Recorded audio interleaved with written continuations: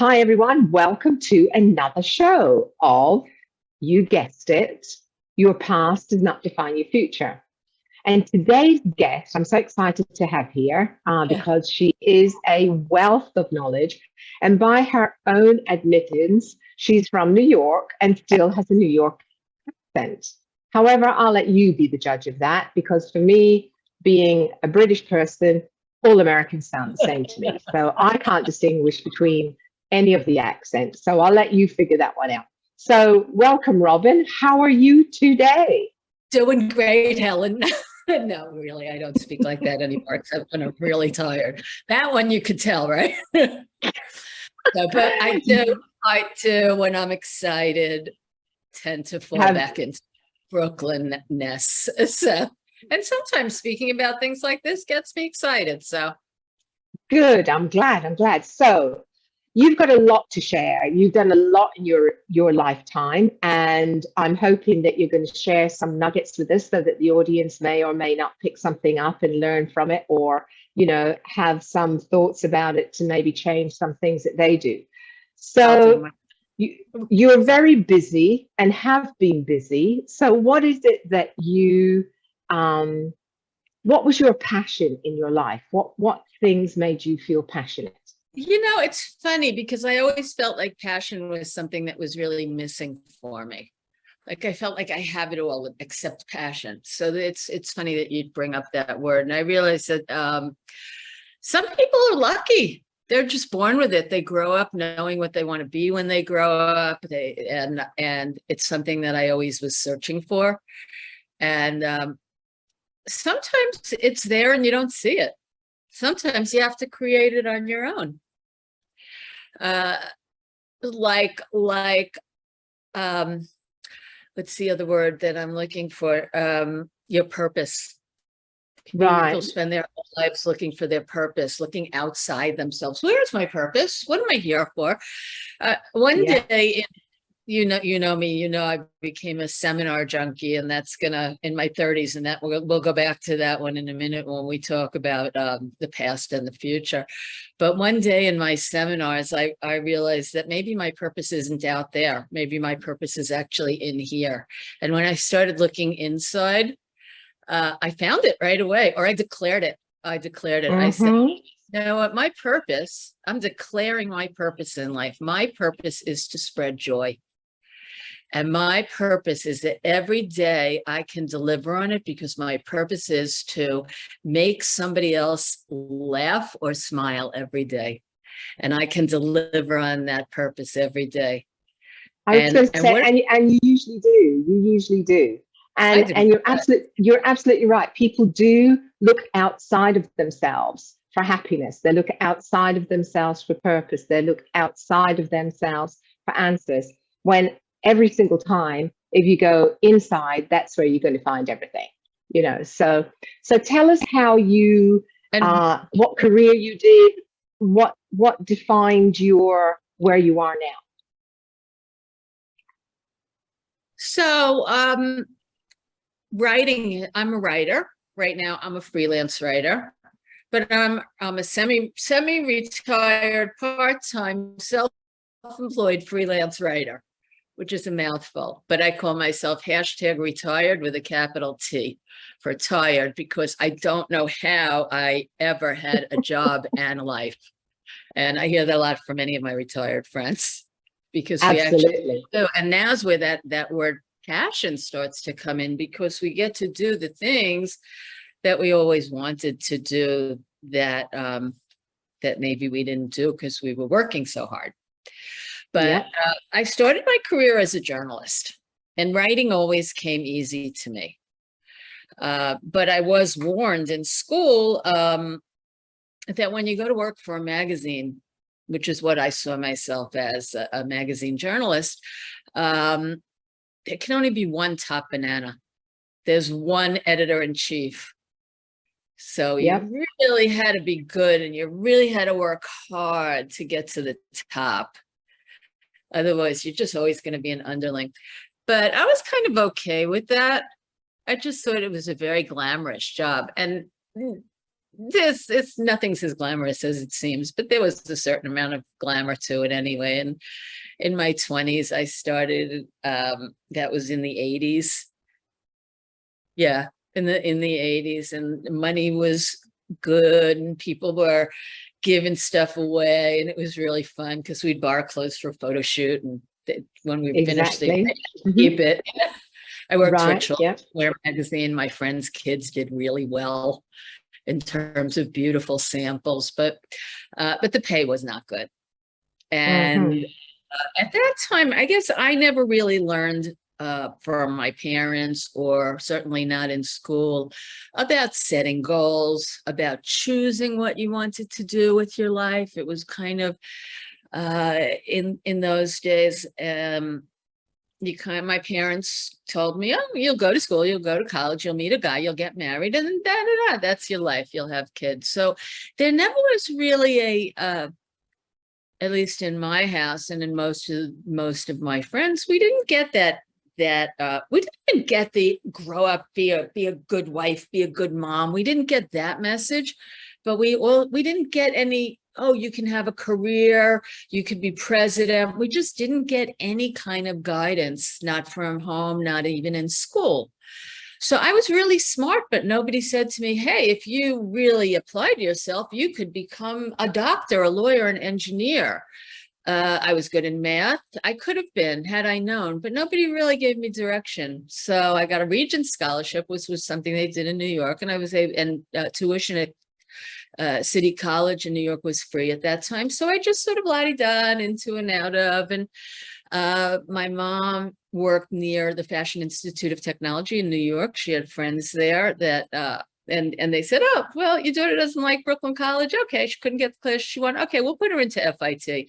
And it was there that I discovered that I had a real talent for writing and journalism. And FIT tended to push you right into the Garment Center. And so I became a writer in the Garment Center. And that was it. So it was all sort of, it happened outside me. And so I went along my merry way. And the year that I turned 30, we were in a very tough few months of a real crunch time. And at the end of the 3 months, I saw the salespeople going home at 5 or 6 o'clock, and we were working till 9, 10 o'clock. At the end of 3 months, the sides of my hair turned white. I think I was 23. And that was later in my 20s, but I realized that maybe this wasn't the best goal. Maybe I wanted to make more money. And my friends were saying to me, Robin, don't look for jobs, write a book, How to Live Like a Millionaire in New York City on $20,000 a year. So I was thinking, maybe there are other options for me. So right. There's always other options, yes. So which option did you choose? I never really knew that. So I had, the year I turned 30 was my big epiphany year. I was introduced to a program that I believe was called Sales for Women or something along those lines, where there was a gentleman who had a business. And what he did was he took women from all different careers, not just, I mean, I was in business, so I knew how to deal with business people, but there were teachers, there were nurses, there were housewives, all people who had no business experience at all. And he taught us how to sell, basic sales skills, but more important, interviewing skills, so that it got to where I went on tons of interviews and I got tons of offers. And one day I went on an interview in the morning and I got an offer, and I went on the interview at lunchtime. I got a second interview, a second offer. I came back from lunch. There was a note from my boss that please see me before the end of the day. And I got fired. He said, everybody knows you can't get a new job, so go get a new job, but I think you'll fall flat on your face. Wow. And this is, of course, a very condensed version of the story, but I basically said, well, good thing that I don't really listen to anything you say. So thanks a lot. And after work, I went on a third interview. I got a third offer. I accepted a job, and then I became a salesperson. So that year, I also bought my first apartment, and I took up skiing for the first time. Because what I learned, And that was when I started going to seminars. And what I learned in all of this was that, going back to where we started, is your past does not dictate your future. You can do whatever you want to do. And I lost those words pretty much. Occasionally they do come up, but I lost the words I can't, I tried, I don't, that's not like me, I don't do those things. And boy, what did that open up? So exactly, yeah. My grandmother always said the same thing. When we were growing up, if we said, "Oh, I can't do this," my grandmother would always turn around and say, "There's no such word as can't." Yeah, you won't. Yeah. You don't choose to. It might not be easy. But what I learned to do was to replace I can't with, see, there's the Brooklyn, I can't. How would you say it? I can't. You replaced I can't with how can I? Right. And when you look at a problem or a situation from that point of view, it opens up a world of possibilities. Absolutely. And I shared this with a lot of friends, and some of them looked at me like I was crazy. I said to my best friend, whose daughter was in college, you know, these kids should start putting away a little bit of money every week to get into the habit of saving now, because even if they save a little bit of money from 20 to 30 and never put away another penny, they'll still retire millionaires because they were like 20. And they can't do that. They're in college, they have money. And I said, why not look at it as how can they? Right, absolutely. You know, flash forward 30, 40 years, and some of these kids have no money still. Oh, yeah. Because they weren't taught that. So it's semantics, but it's not. Because it changes the mindset. And so I went on to have a fairly successful sales career. I never made a lot of money. I never made the big money because I never developed that killer instinct, because that might be something that is really inborn. But I was a fairly successful salesperson because I knew my stuff and I took care of my clients. And I was very lucky, but I had very good jobs that supported me in that type of sales. So where did you go after you moved down to Florida? Because you were up north all this time. I was in New York and I was in the fashion business, and I was in fashion publishing because I was in ad sales. And then I moved to Florida. There was no fashion industry.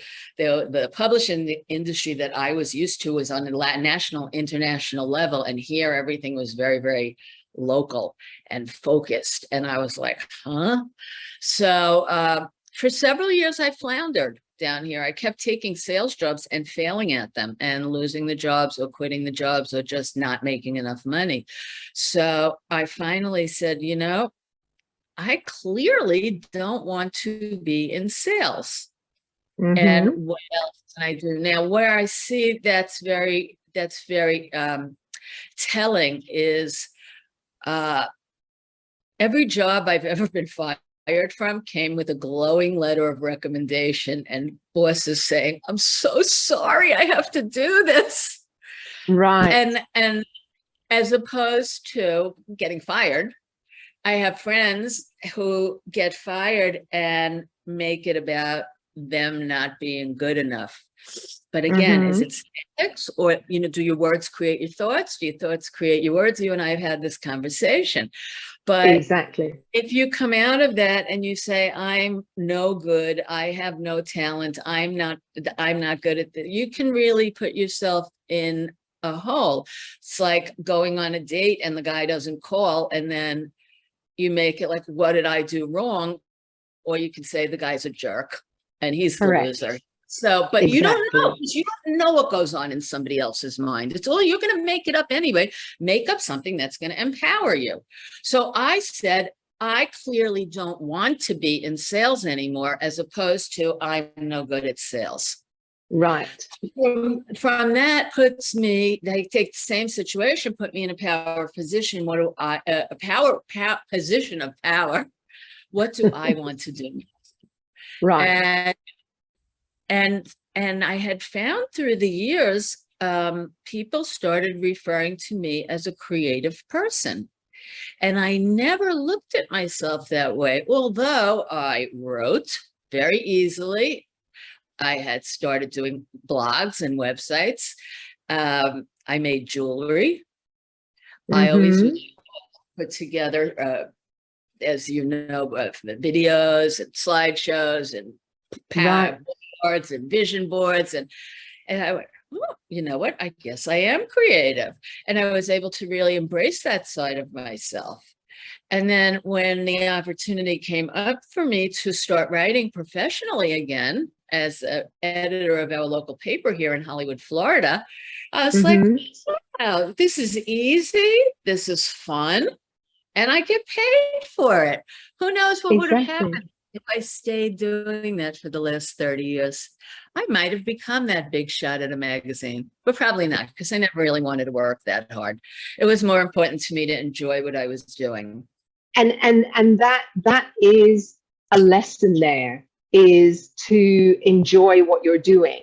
And there's always shiny bits over here, and people go towards the shiny stars and everything, but they're not necessarily happy with what they do. And they think that big bucks is going to make them happy. And it doesn't always. In fact, usually it never does. It's what you want to do. And like you said, going inside, finding what your purpose, passion, or whatever, but what makes you happy, what makes your soul happy, what makes you come home at night and be happy with your family. And I think that's the message you've got here, is do what you love and love what you do. They always say that, you know, they say, oh, you know, if you love what you do, you'll never work a day in your life. I don't buy that one either, Helen, because there's a reason they call it work. Right. Love what you do, it's still work. That's why they pay you for it. Correct. And that's the responsibility that you make when you make a commitment to someone outside of yourself. You have two kinds of commitments. You have your commitments to yourself, your commitments to other people. Right. You can filter on your own commitments to yourselves, but your word is your honor. Correct. And if you don't keep your word to other people, you got nothing. And also that gets around the industry, because each industry is quite small, and the world itself is getting smaller because people travel so much. And I don't think we're 6 degrees of separation anymore. I think we're like 2 degrees of separation. I agree. You know, everybody knows everybody, or somebody knows someone, all of this sort of stuff. So you have to be very careful about what your perception is outside of yourself, because that's what people talk about, because their perception of what you're portraying outwardly is what is people's reality about you. Perception is reality. 100%. 100%. I absolutely agree with that. So you've done all of this. So now that you're in retirement, sort of semi-retired, self-employed, part-time freelance writer. What is on your bucket list that you still want to do? Well, I guess I'm lucky. I'm lucky because I got to do a lot of things throughout my career that I wanted to do. I wanted to travel. I guess the biggest thing on my bucket list, which you've gotten to do a couple of times, which is live in another country. Right. I really want to live in another country. My goal, my thought, I've been reading that International Living magazine since I'm about 16. And then I'm like, oh my God, I'm here. You know, I'm retired. Yes, exactly. And so far it hasn't quite worked out that way. Yes. You know, my boyfriend, he's kind of a homebody. And when I met him, he said, I'm not interested in traveling, but now he'll go anywhere I want to go. And then COVID hit. So what we're thinking about now is maybe renting a place in Europe next summer for 3 or 4 months. And that'll be our first foray into that.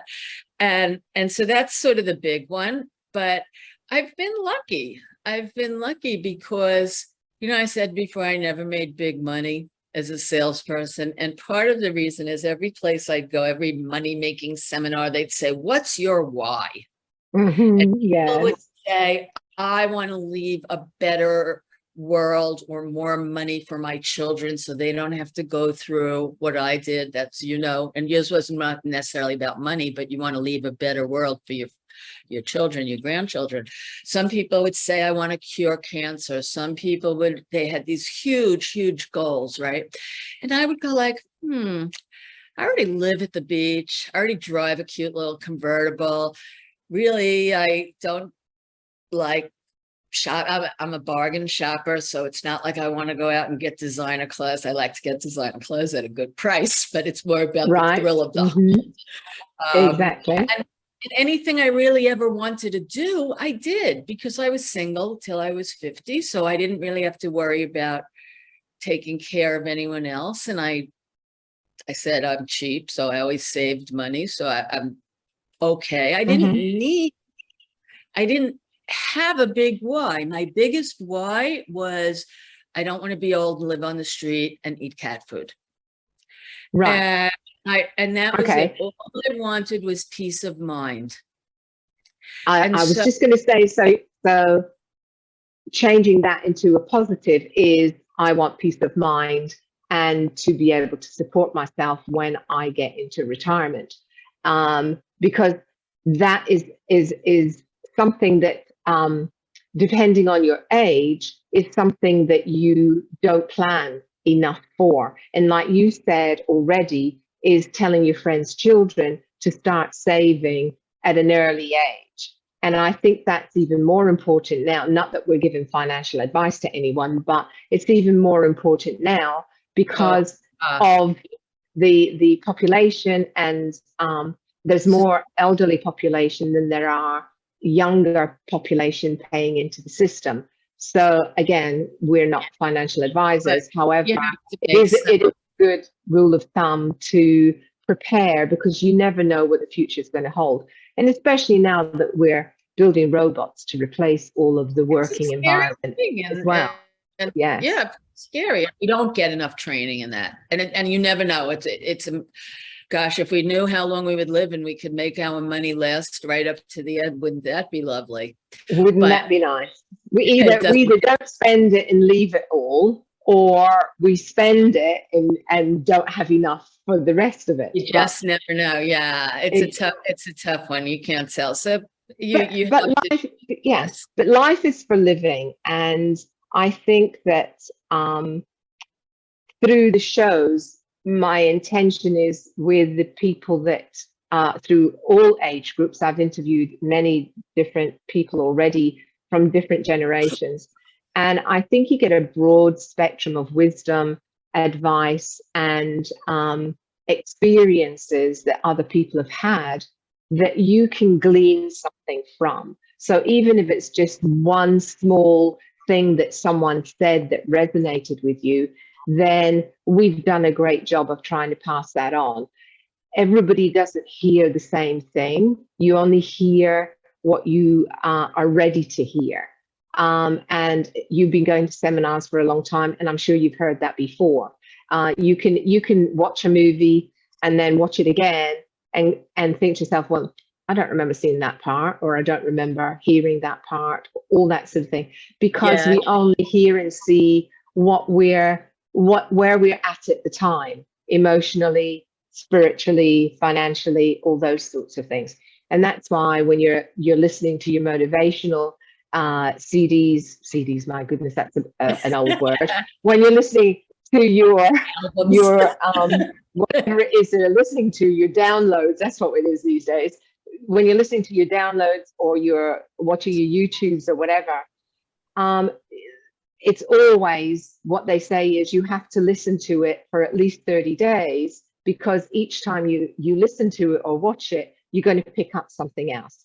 And I've been listening and watching, Louise Hay, Dr. Wayne Dyer, all of these people for many years. And every time I listen to them, I pick up a different nugget, even after all these years.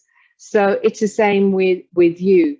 After all the years that you've been doing what you're doing, there's still always something new on the horizon. And I know you're always willing to learn something else. You're always open to new ideas.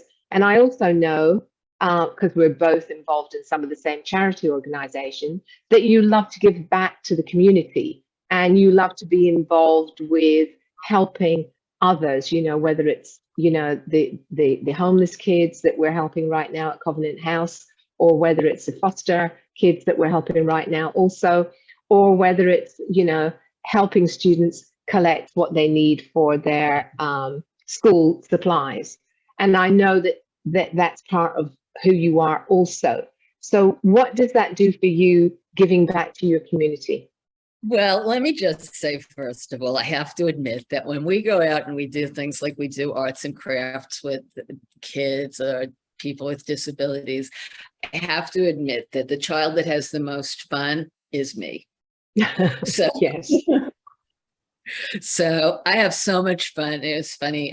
One of the women that I went to do something with at one of those places, she's actually quite prim and proper, and I can be a little bit very Brooklyn. And I think she was a little afraid. People tend to be afraid of me. I had to really tone it down when I got to Florida. But I think she was really concerned, and she was like, well, let's try it once and see if it's a good fit for you. And when we walked out, she was really pleasantly surprised. She was like, oh, Robin, you were so great with that. We're like, okay, who has the most fun, So exactly. That just warms my heart. Those things just warm my heart. To me, it's exciting. It's also like the giving back, the doing. As you know, I got very involved with the Hollywood Historical Society, and it's an old staid organization, and we're about to kick it into the next millennium. And this is a bunch of older women who have been with it from the inception, and now they're in their 80s and 90s. They were young and energetic when they started it, but now they're kind of like, that's not the way we do things here. So and time for change. We went to we were really honored and very lucky that the Broward County Cultural Division Grants Administrator gave us a grant and sent us to fundraising school. And a couple of us went and came out. I thought I'd be bored. I was like, yeah, another seminar. I haven't done those in a really long time. Snooze, snooze. And I was so engaged, and I'm so energized with it now that I don't sleep at night. I feel like I'm starting a new business. And it's about, this to me is like leaving a legacy, because this is an organization that if it doesn't change, it's going to die. Mm-hmm. And so to be able to really engineer something that's going to continue after they and eventually me are gone, and that to me, that's really exciting. But so I get to take a lot of that stuff that I learned on a personal level and share it that way. But I'll say there's a couple of things that I would throw in here is recently I was cleaning out a lot of old papers, and I found all my notebooks from all the seminars. And I opened up just a few of them at random pages, and I found things that I wrote 5, 10, and 20 years ago, these sort of long-range plans. Mm-hmm. And they said, I live at the beach. I drive a convertible. I have a guy that adores me. I wake up every morning, I open my computer, and I see how much money I made overnight, because I did make some, not huge, but good investment. And most of the time they do make money. This year, not so much, but I live a life of productivity and contribution. And I went, holy cow. Yeah. This is a life that I truly created. It really works. All those what do we call them in the morning when we affirmations? Affirmations, yes. Gratitude, affirmations. So really Mhm. work. And I took all Yes. those notebooks and I threw them away because I no longer needed them, because all that stuff is really ingrained in me. And I was so proud of myself. And then I realized that, and I think this is really important, going back to our very earliest questions here.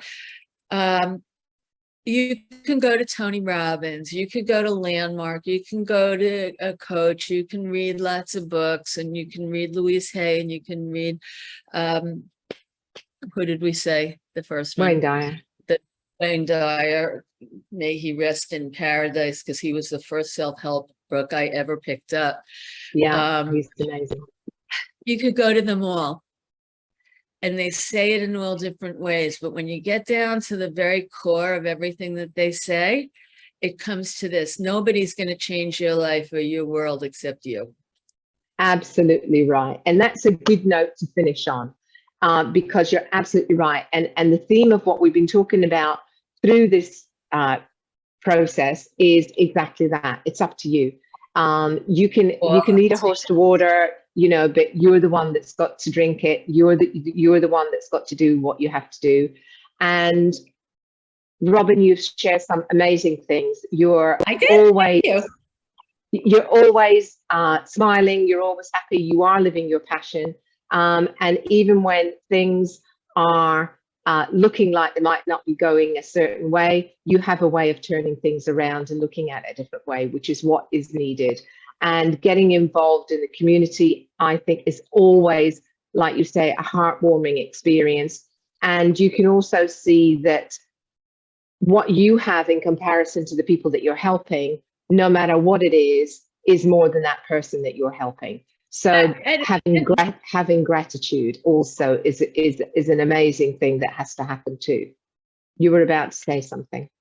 And I've noticed that sharing you and the gratitude, which you say, and just knowing that, I don't want to say knowing that it could be worse, but gratitude for what you do have is a constant at people at all levels of prosperity, because Yes. I have very poor relatives, and I have some friends who are very poor, and yet they give.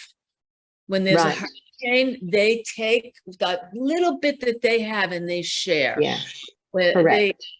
Because one of the laws of prosperity is that money has to flow. Correct. And that you have to have a gratitude for what you have, and be willing to share. But with that gratitude must be there, because you do know it could always be worse, no matter how bad it is, which is something that always just fascinates me. Absolutely. So I want to thank you for today, sharing your little nuggets. I hope the audience got something out of it. We love your feedback. We love to know what's going on. Anything that you want to say to us, please put it in the comments and everything when you see this video. We love to know what's going on in your world also. Also, if you have someone as interesting as Robin is, or even more interesting, then we'd love to hear them. But I don't think anybody can be more interesting than us two. So thank you all for listening again. And it's Helen Vella signing off. And remember, mindset is the key to transformation.